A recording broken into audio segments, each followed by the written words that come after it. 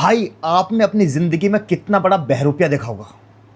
आज ईमान से मैं आज जो इस ये अनभक्त की जो नानी है ना, जो अनभक्तों की जो चाची है ना, इसकी इतनी बुरी तरीके से पोल खोलने वाला हूँ, इसकी इतनी बुरी तरीके से नंगा करने वाला हूँ सोशल मीडिया पे।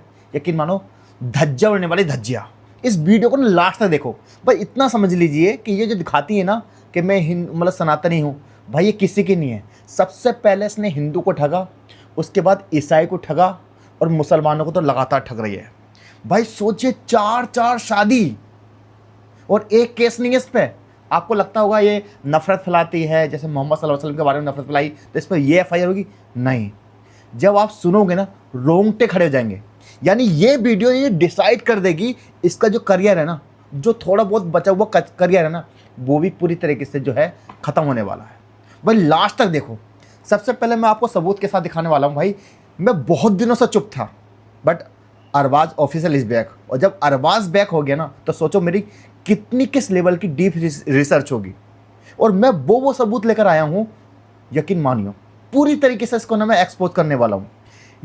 आपको पता है इसकी आपको पूरा चिट्ठा बताता हूँ कि इसने क्या क्या करा है 2019 में। सबसे पहले इसका कांड सुन लो। इसके एक कांड ने कई सारे कांड है। 2019 में कलकत्ता के संदीप अग्रवाल ने, उन्होंने क्या करा, अपना वैवाहिक और तलाक के मामले को नाजिया से मिले वो। ठीक है, नाजिया ने अपने आप को क्या बताया कि मैं सुप्रीम कोर्ट में सीनियर एडवोकेट हूँ। और इसने क्या करा, उनसे ना संदीप अग्रवाल से 6 लाख रुपए लिए। कितने लिए?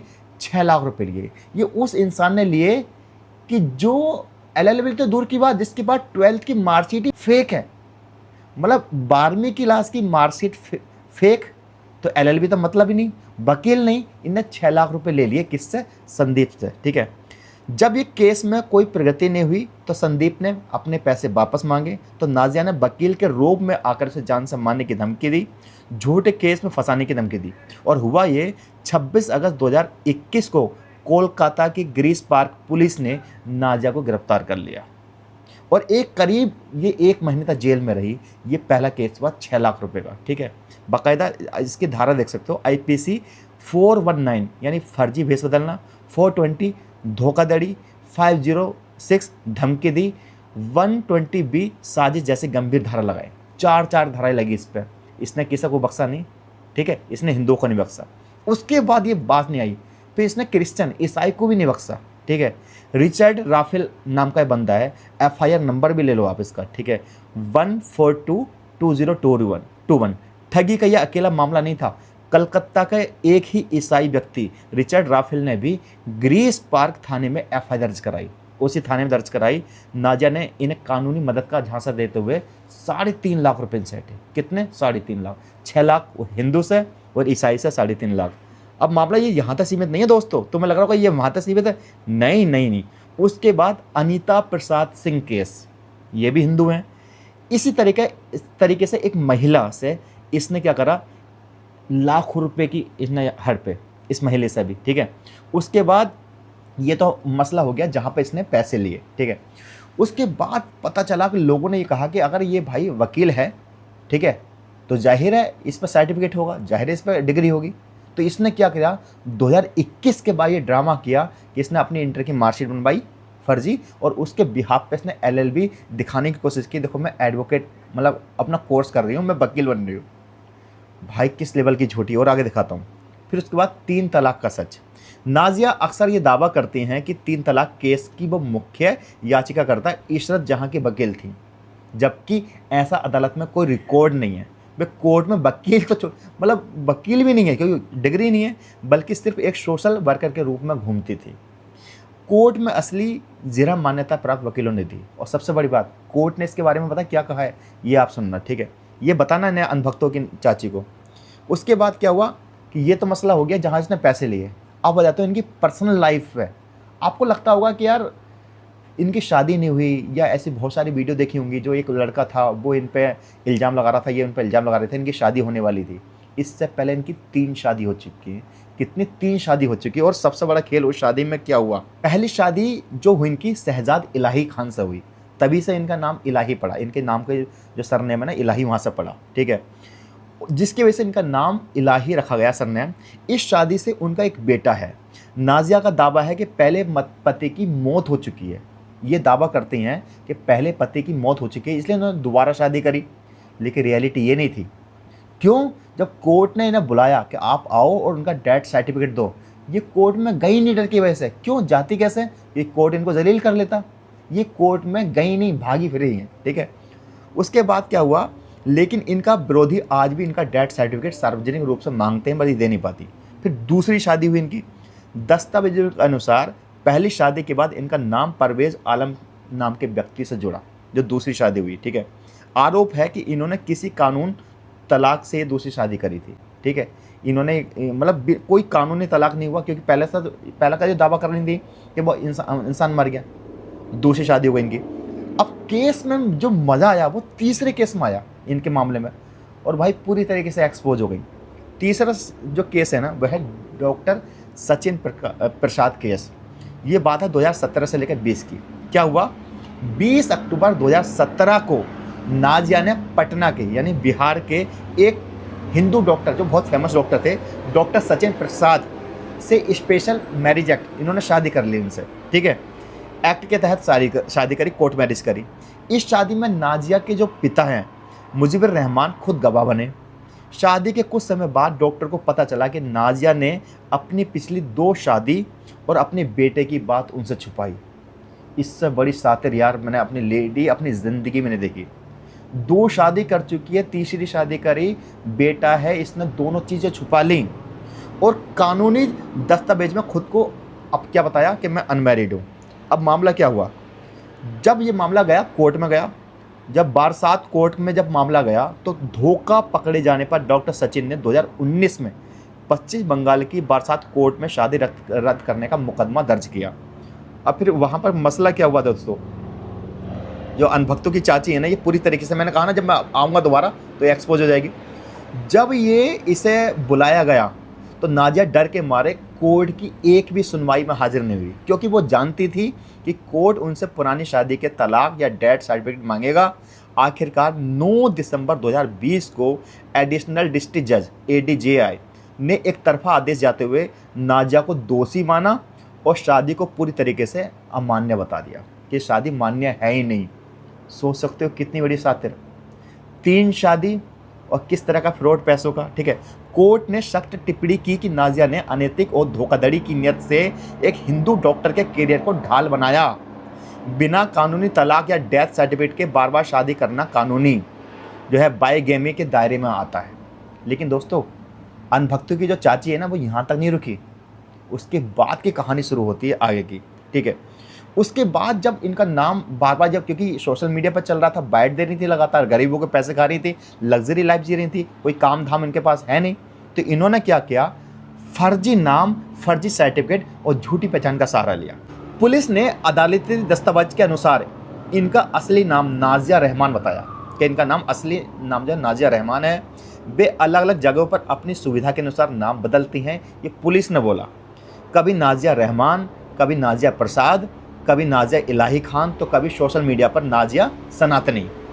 12वीं का इनका फर्जी सर्टिफिकेट।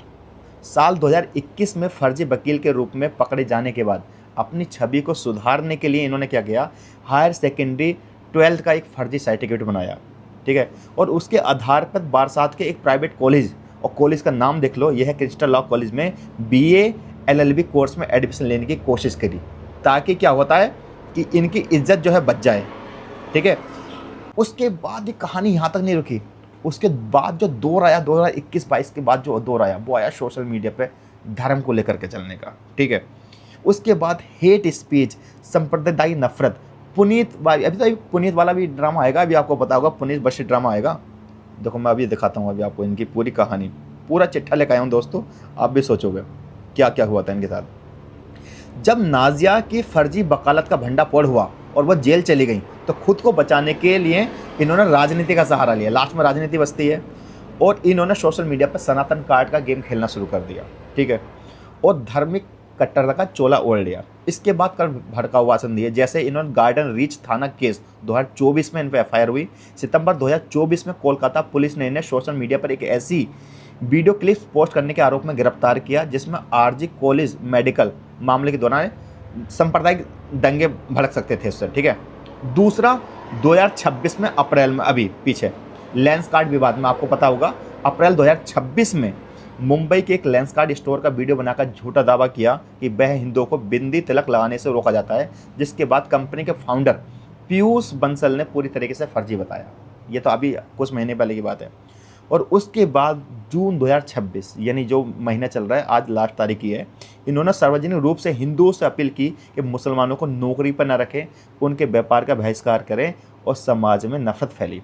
और उसके बाद सबसे बड़ी बात नाउजुबिल्लाह, जिसकी वजह से मुझे आज वीडियो बनानी पड़ी, हमारे प्यारे नबी, मैं तुम्हें क्या बताऊँ, हमारे प्रॉफिट है, हमारे प्यारे नबी मोहम्मद सल्लल्लाहु अलैहि वसल्लम, उनके ऊपर इसने इतनी गंदी टिप्पणी करी जो एक तरीके से माफ़ी लायक भी नहीं है। और उसके बाद क्या हुआ, इनके बहुत सारे स्टेटों में, अलग अलग शहरों में इन पर दोस्तों एफआईआर हो रही है। सबसे बड़ी बात, ये पूरी तरीके से एक्सपोज कब हुई, जब इन्होंने मोहम्मद सल्लल्लाहु अलैहि वसल्लम के बारे में टिप्पणी करी। क्योंकि अभी तक लोगों को लग रहा था कि बीजेपी इनका साथ दे रही है, लेकिन बीजेपी का जो रुख है, वो लायबिलिटी है, वो एक तरह से ख़त्म हो गई।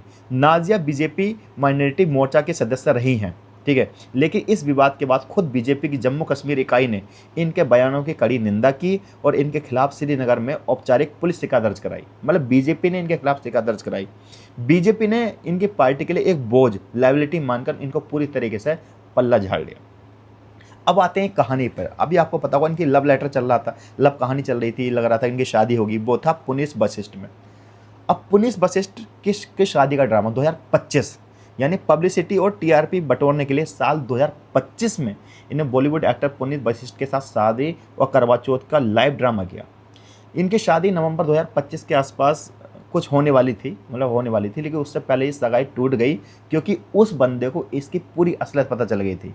लेकिन इसका ये कहना है कि मैंने अपने पुनीत को बताई। इसने उस पर इल्ज़ाम लगाया कि उसकी भी कोई ऑस्ट्रेलिया में वाइफ है। इस तरीके से दोनों ने एक दूसरे को नंगा करा सोशल मीडिया पर पूरी तरीके से। अब दोस्तों मेन कहने का मतलब ये है, ये जो मैं आपको सारी चीज़ें बता रहा हूँ इसके बारे में तो आपने निष्कर्ष निकाल लिया, लेकिन कोर्ट क्या मानता है इनके बारे में। इस फाइलों, अदालती आदेशों और केस डायरों से साफ है कि मुख्यधारा की मीडिया और जनता अब नाजिया को कोई समाज सुधारक नहीं बल्कि एक क्रिमिनल माइंडेड इन्फ्लुएंसर और अटेंशन सीकर मानती है। समझ रहे हो नहीं? कानून की नज़र में एक जालसाज है, मुस्लिम समुदाय की नज़र में वो अवसरवादी है और अब हिंदू और राजनीतिक पार्टियों का भी इन पर भरोसा उठ चुका है। सबसे बड़ी बात, जो हिंदू लोग हैं उनका अब ये मानना है कि ये कहीं ना कहीं उनकी आड़ में उनके साथ जो है कहीं ना कहीं इमोशन मतलब ब्लैकमेल करती है उनको, कहीं ना कहीं ये अपॉर्चुनिटी मेकर है। ये नाजिया इलाही खान के इस पूरे सच में आपकी क्या राय है, आप मुझे बताइए।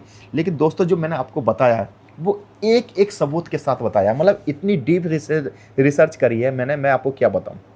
ये मतलब सोचो किस लेवल का क्राइम कर रखा है इसने। मतलब ये एक एफिसेशनल केस है, ये कोई छोटा मोटा केस नहीं है। और अभी तक आपको लग रहा होगा कि यार ये चलो मतलब हेट स्पीच देती है, अभी मुसलमानों के खिलाफ बोलती है, नहीं। और ये ऐसे बहुत सारे केस होंगे जो दब गए होंगे, जो गरीब इंसान होंगे, जो कभी सामने आए नहीं होंगे। सोचिए, वकील नहीं है, वकील के नाम पे पैसे ले रही है। फिर फर्जी डिग्री, आपको पता है जो आजम खान साहब हैं उन पे, उनके बच्चों पे जो इल्ज़ाम लगाया गया, पैन कार्ड का लगाया गया, 2 पैन कार्ड थे तो फर्जी हो गया पैन, उन्हें मतलब सज़ा सुनाई गई और यहाँ इस पर सज़ा नहीं सुना गई। ये अच्छी तरीके से जानती थी कि यार मैं आगे राजनीतिक पार्टी का सहारा लूँगी तो मैं बच सकती हूँ। दोस्तों आई होप ये वीडियो आपको पसंद आई होगी। इस वीडियो को ना आप हर ग्रुप में शेयर करो। और भाई ये जो मैंने बताया ना, एक एक चीज़ सबूत के साथ मैंने बताई है इसकी। जब आप गूगल पर सर्च इसकी हिस्ट्री डालोगे ना, वहाँ से इसकी रियलिटी पता चल जाएगी। दोस्तों अब मैं इस वीडियो को एंड करता हूँ। आई होप ये वीडियो आपको पसंद आई होगी। मेरा एक चैनल और है जहाँ मैं दुनिया घूमता रहता हूँ, वो है अरबाज ब्लॉग्स, उसे भी आप सब्सक्राइब कर सकते हो। अरबाज ऑफिशियल, इसे भी सब्सक्राइब कर लीजिए। इंस्टाग्राम पे भी फॉलो कर लीजिए। हर जगह मैं आपको या तो अरबाज ब्लॉग से मिल जाऊँगा या अरबाज ऑफिशियल से मिल जाऊँगा। जय हिंद, अपना ख्याल रखें।